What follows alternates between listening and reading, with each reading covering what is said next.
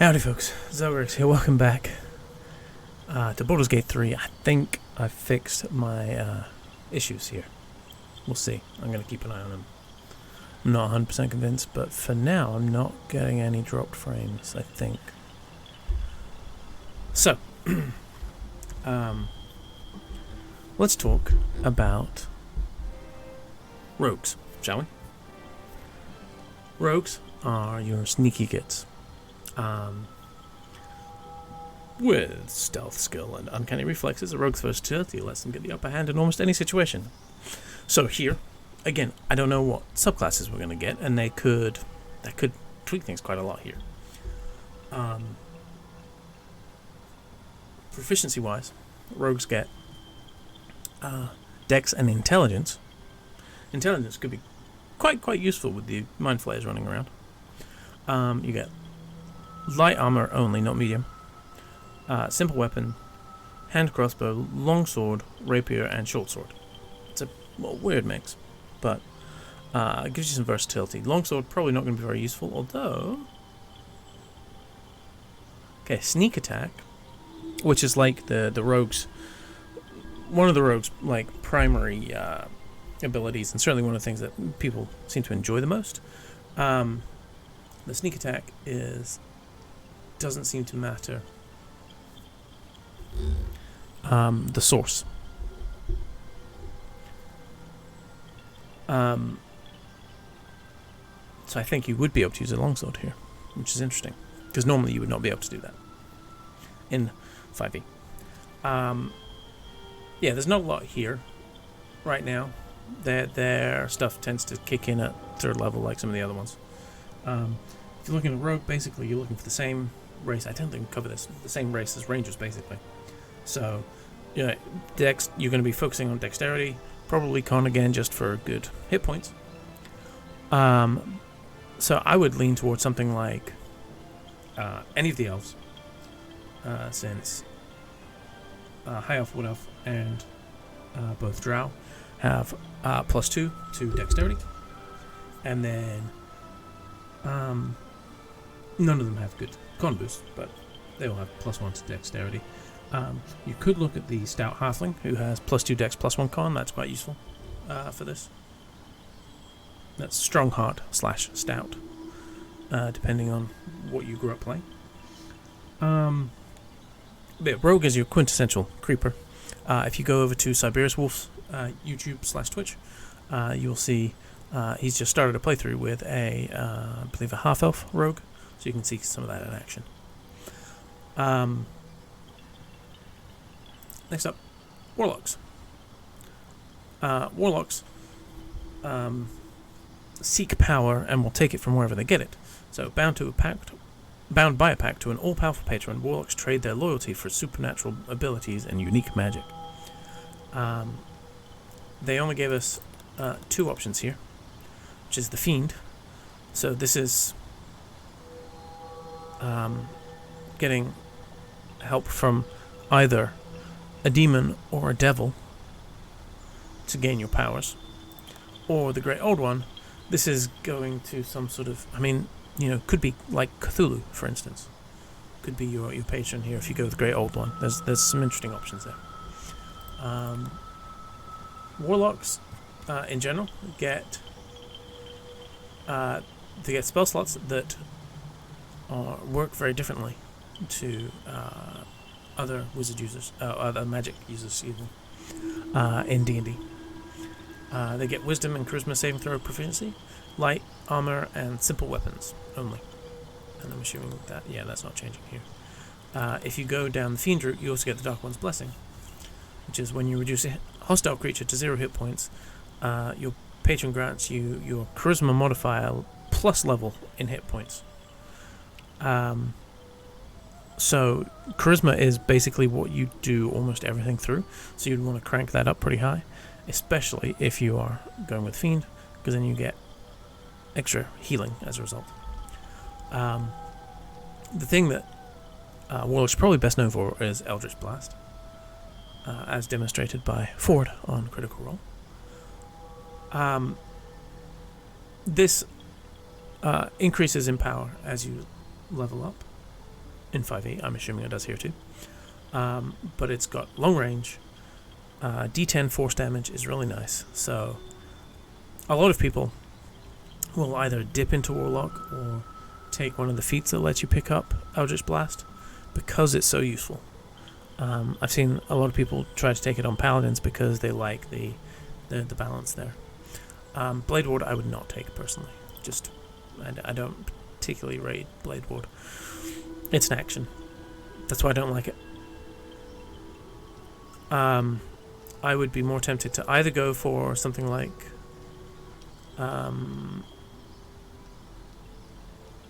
I'd probably go for Mage Hand, I think.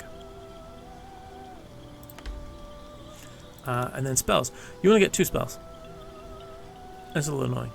But it's suggesting Arm of Agathis and Arms of Hadar. I can tell you that for me, I'm not going anywhere without Hex.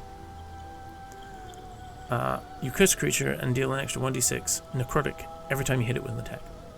And they have disadvantage on an ability check of your choosing, so strength, dex, con, whatever. Most people will just pick strength because then they're easy to grapple if you have someone who likes grappling. Hex is Hex and Eldritch Blast. So then you're dealing 1d10 plus 1d6 every time you hit. Beautiful. I do like Arms of Hadar because I think it targets multiple creatures. So I could be tempted to do that. Burning Hands is nice too. Expeditious Retreat is not bad to run away. But yeah, I mean, there's options. And yeah, currently, certainly starting out, there's not a lot of difference between the Great Old One and the Fiend. So choose your poison. As far as good races, Tieflings are built for Warlocks. If we come over and just pull up any of the Tieflings. All 3 Tiefling varieties get +2 Charisma. So obviously, big boost there. Plus, they look like the sort of people who would have some sort of arrangement with a devil. Also, all of the half-elves get +2 to Charisma, so a good choice. And then I also would suggest that the Drow would be a good choice here. They have +2 Dex and +1 Charisma. And Dex is going to be very useful.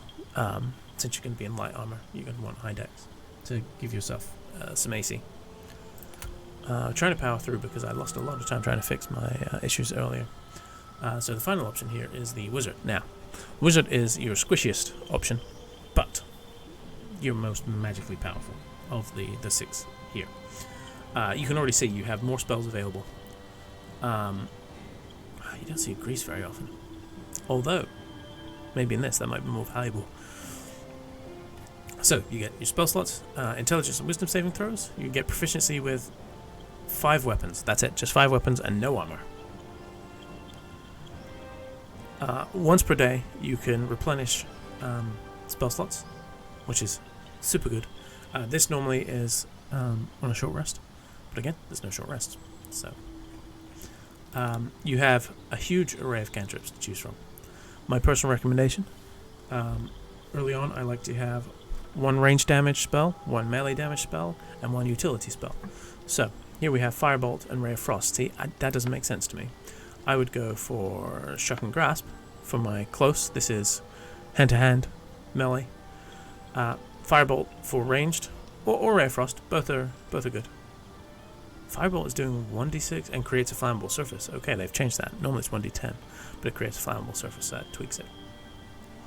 And then here, Mage Hand. For your versatility. There's lots of other versatility spells and cantrips there. And then the spell list is also quite long. And it's only going to get worse as you get to level 2 and level 3 spells. As far as how you would build this, intelligence is your primary function here. Since intelligence is your primary attribute, you want to take a race that has the ability to take advantage of that. Well, There's nothing that gives a +2 to intelligence here. In fact, there are very few at all that do that in D&D. I think maybe one or two, and those are not sort of standard playable races. It's very unusual. So, you're looking for something that gives you a +1. Well, your options for +1 are High Elf, the Asmodeus and Mephistopheles Tieflings, Human, because it gives +1 to everything, Githyanki, which, again, because there's already a Gith in the game, I think that's one of your initial traveling companions, from what I can tell. Having another Gith seems fitting, especially if you're going up against the Mind Flayers. As you can see here, they are very anti-Mind Flayer.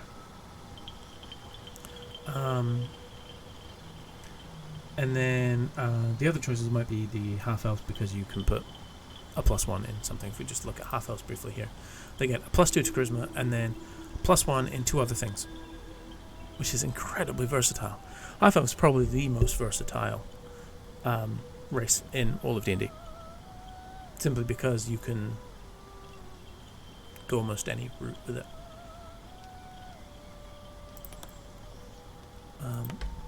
And also you can tweak your flavor of half-elf too. So it's very handy for that.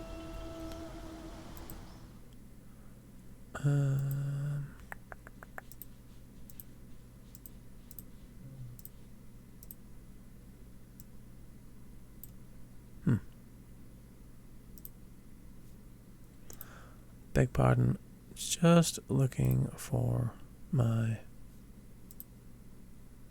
chat to pop back up. Okay, there we go. So, that is wizards. They get really, really quite powerful as you level up to a pretty intense degree, actually. Very fun to play. I played a gnome wizard, Madame Lilywicket. She was 479 years old, and she was fantastic. Super fun to play as. And she talked like this.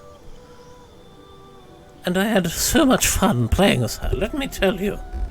She did not suffer those young fools. Oh no. So yeah. Lots of potential with wizards to do something very different. Just make sure, if you're playing a wizard, and I do intend to play a wizard at some point, if you're playing a wizard, make sure that you have someone who can get hit hard in front of you, because otherwise you will die, and you will die quickly. You can see, with a con of 14, we still only have 8 hit points here. That's because you get 6 plus your con modifier. So, very quick to die. I don't know, is that I think it's level 2, is where you, that's when you tap into the subclasses. So that will then change how your character behaves a lot. You kind of directs your spells and your spell casting focus and stuff like that, like how you approach wizarding. But yeah, so I think all of the races, in one way or another, were like they have a benefit to certain things. You know, the elves, for me, are you know, they're perfect for your ranged characters. So the ranger and the rogue.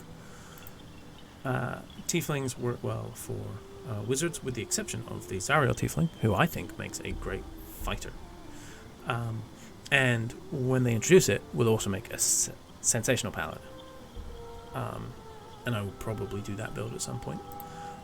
Drow, again, Dex and Charisma worked well for warlocks, as well as the ranger and rogue. I mean, Dex is useful in so many places, but yeah, human can be anything. Gith, I think, perfect for a fighter or for a wizard. The +2 strength goes to waste as a wizard. That's the only downside of that. Or probably goes to waste, unless you can find a way of making use of it. It's really up to you. The two dwarfs, I think, have... I like this kept in bold. Two dwarfs, I think this is like a perfect cleric, and then this is a great fighter. And also, I've seen people use this for barbarian. Again, not an option right now, but they're great for barbarian. Plus your strength, plus 2 con is lovely. The half-elves have, as I said, a lot of versatility. The halflings, didn't talk about them as much. So the halflings get plus 2 dex and either plus 1 charisma in the case of the Lightfoot, and plus 1 con in the case of the Strongheart. Oh, and they also get lucky.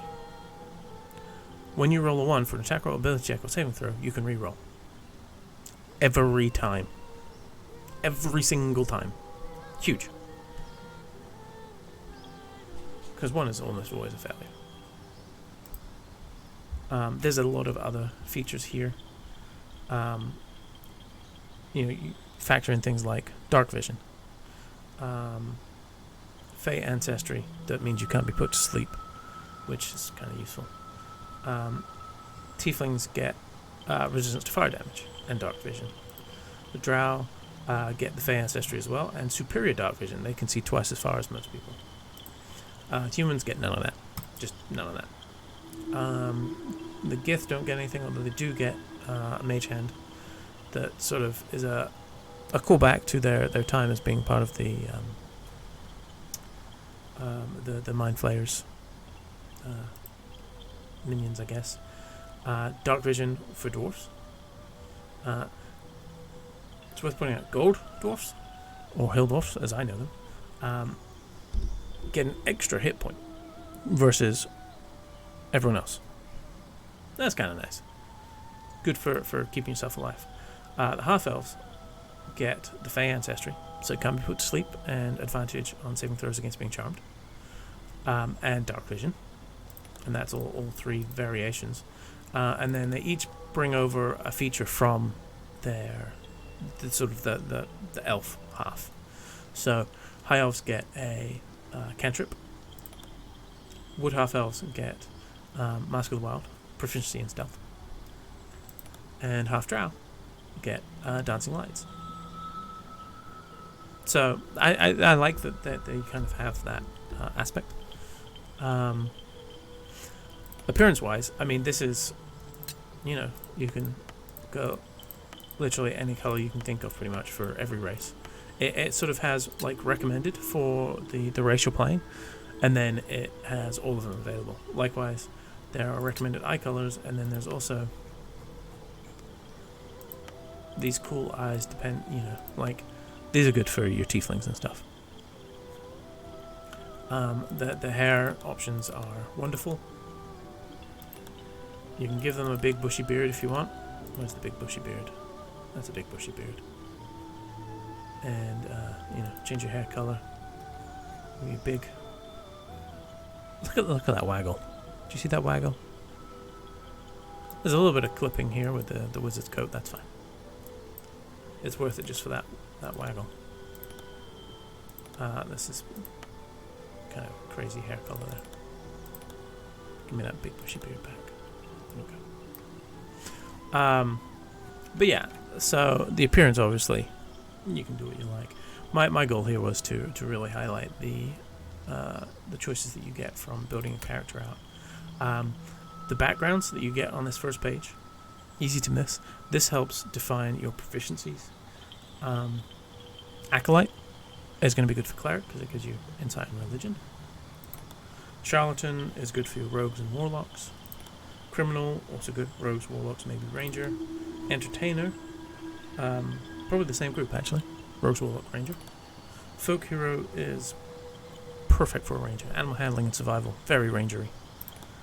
Guild artisan, to me that kind of lent towards the warlock because they're the most charisma. But a lot of these, I feel like we're probably going to see a lot of people running with slightly suboptimal builds because you're going to want more charisma so that you can lead your party. In which case, a lot of this gives you insight and persuasion. That's very useful. Noble, that's probably like your warlock, maybe cleric. Hermit is perfect cleric, medicine, religion. Outlander, that's good for your rangers and your fighters. Sage is quintessential wizard background. Sailor is good for fighter, ranger, rogue, any of those beneficial. Soldier is perfect fighter. Could also be a ranger, depending on how you're playing a ranger. If you went for like the ranger knight, then this is a good fit. Urchin, another classic rogue starting point there. So yeah, like once you've decided that, you do have to. So you've picked your origin, you've picked your race, you've picked your appearance, you've done your class, you've decided which skills, because you can tweak your skills usually. Then we come to your ability scores. So if we race, I'm just going to put human for now, just to help with this. Okay, so if I minimize all of these, they're all going to go to 9 because, of course, humans get +1 in everything.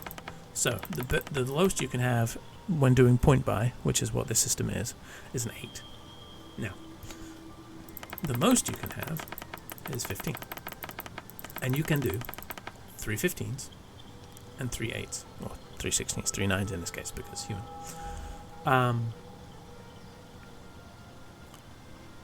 So this lets you hyper-focus on 3 things and just dump 3 stats. This is fine if you have party members who can pick up the slack. It's perfectly reasonable. I mean, you literally could do this. This would be a very strange build, but you could build like this and just say, I don't need any of these skills. These skills are useless to me. I'm not going to use them. Instead, I just want to be able to fight well and take damage. Viable option. This is the absolute definition of min-maxing right here. However, is it the best way to go? Yeah, maybe not. So, instead, what are we currently? We're a wizard right now. Okay, so let's just put these in here. So since we're a wizard, let's use the standard array, as they call it. That is 15, 14, 13, 12, 10, and 8. So let's do that. So that's 15. Let's put 14 in Constitution, because that is the second most important thing for a wizard. 13, we're going to put that in Dex. So that's 13, remember, because everything's +1 at the moment. This is going to give us a better AC. We're going to put our 8 in Strength. We ain't planning on hitting anything. So we have a 12 and a 10. I mean, really, I think for this, I'd be tempted to do it like that, simply because I think you're going to be doing more talking as the primary player. So this would be 15, 14, 13, 12, 10, 8. Obviously, you can tweak this as needed. I came up with a bunch of varieties. If you wanted very even stats, sort of very average, you could, let's see, so that's actually the right place. Pull that one back 1, that one back 2. So this one, you are bad at nothing, but not good at much either. So that's the downside of this. But it does give you some options. Because you can do some of everything very well. So this is 3 13s, 3 12s. Bear in mind that your modifiers change on the even numbers. So you can see 14 gives me a +2, 13 gives me a +1. So 13 isn't all that great. In fact, what you probably want to do is do something like that instead to push your modifier up higher. You could even do that. You get, with a human, you can pull this off. This wouldn't work with any other race. With a human, you can get 5 14s and an 11. This is a very well-rounded character. Possibly too well-rounded, though, that's the problem. But it's definitely an option that you could explore with.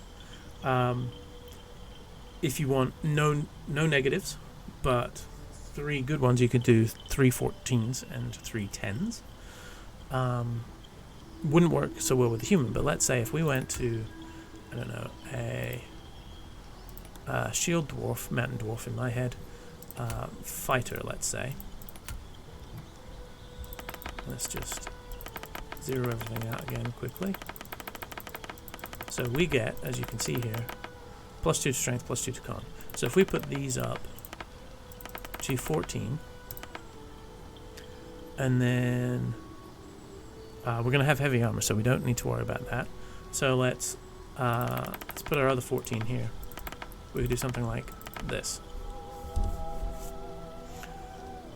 This is quite a potent character here. You have your 2 best stats are strength and constitution. You're able to talk well. Your dexterity is fine. Your intelligence is fine. Your wisdom is fine. Again, as long as you have someone in your party, whether you're doing this as multiplayer or whether you are doing this as a if you're just picking up the NPCs, as long as you have someone who can do all of these skills, because these are important. But if you have someone who can do that, then you have the rest handled. You will tank really well. This is a good fighter who can also be the face of the party. So yeah, this has been my 2-part look into character creation here for Baldur's Gate 3. I'm very much looking forward to cracking this open and venturing forth. It is also worth noting that when you click this little button right here, it takes you to create what I believe is a love interest, or something like that. And you're again customizing race and appearance and stuff. This is just, who do you think your character would have a crush on? I think it actually doesn't say exactly. I think it's kind of vague. Could be your nemesis for all I know. But we're not going to worry about that right now. We'll just focus on our character. So that was Testy McTesterson in many flavors. I'm going to have a think about exactly how I want to play this. I will give you the guarantee now. 1, I will have a silly voice as I play. When I'm reading out my character, I will have a silly voice, because I do voices when I play D&D, when I play as a character, and when I DM. Also, I will plug right now, shamelessly, Fables from the Pickled Quipper is a D&D podcast that myself and Siberius Wolf and some others have put together. Do go check that out. It is available everywhere podcasts are available and on YouTube. So we have a channel there, and a new episode just went up on the 9th, which may or may not be today, depending on when I get these videos up. Secondly, when I play, I will be trying to have fun. I'll be trying to roleplay the character as best I can. So I may not always make the optimal choice, but I will be making the fun choice. That's really my goal here. Because early access right now is about 20 to 25 hours, they say. I plan on doing multiple run-throughs with different styles of character. So I'll be doing different classes, different races. I'll be doing a joint one with Siberius Wolf and maybe others at some point as well. We'll see how that goes. But I do intend to have a stream on the 21st and 22nd of October, where I'll be doing a playthrough there. We're going to see how much we can get through. I will be diving into side quests, and I'm not powering through the plot. Don't you worry. If there's a side quest, I'm probably going to do it. But I'll have a think about exactly what route I want to go. Bringing back Angus is a possibility, but there's also something to be said for doing something new. So I'm going to ponder it. I have a whole sheet of options here that I've been reading off. You can't see any of that because it's in pencil, but it's there, trust me. Thank you very much for watching. Expect a fair chunk of Baldur's Gate 3 content coming out here over the next few weeks as I dive in and finally venture forth. If you did enjoy, give the old like, follow if you're on Twitch. Just helps other people find me. and honestly, that just makes me feel better. And I will see you next time. Bye bye.